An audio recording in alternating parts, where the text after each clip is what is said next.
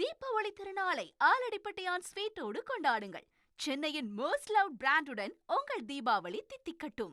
சென்னை சேப்பாக்கத்தில் உள்ள மாநில மகளிர் ஆணைய அலுவலகத்தில் நடிகர் மாதம்பட்டி ரங்கராஜ் மற்றும் ஜாய் கிறிசல்டா ஆணையத்தில் ஆஜராகி உள்ளனர். இது பற்றி கூடுதல் தகவலை செய்தியாளர் சசிதரன் வழங்கிட கேட்கலாம்.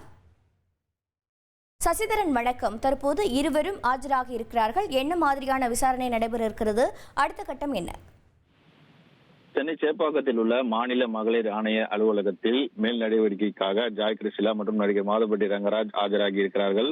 ஏற்கனவே திருமணம் செய்து கொள்வதாக கர்ப்பமாகி மோசடி செய்துவிட்டதாக ஆடை வடிவமைப்பாளரான ஜாய் கிறிஸ்டிலா என்பவர் சமயக்கலை நிபுணரும் நடிகருமான மாதம்பட்டி ரங்கராஜ் மீது காவல் ஆணையர் அலுவலகத்தில் ஒரு புகார் அளித்திருந்தார். இந்த புகாரின் மீது எவ்வித நடவடிக்கையும் எடுக்கவில்லை என அடுத்த கட்டமாக உயர்நீதிமன்றம் சென்று வழக்கு தொடர்ந்தார்.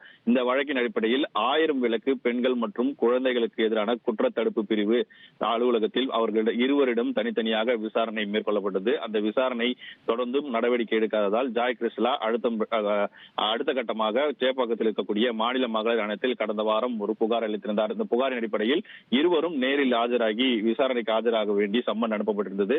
நேற்றைய தினம் அவர்கள் இருவரையும் ஆஜராக சொல்லியிருந்த நிலையில் அவர்கள் ஒரு நாள் கால அவகாசம் கேட்டு இன்று ஆஜராகி இருக்கிறார்கள்.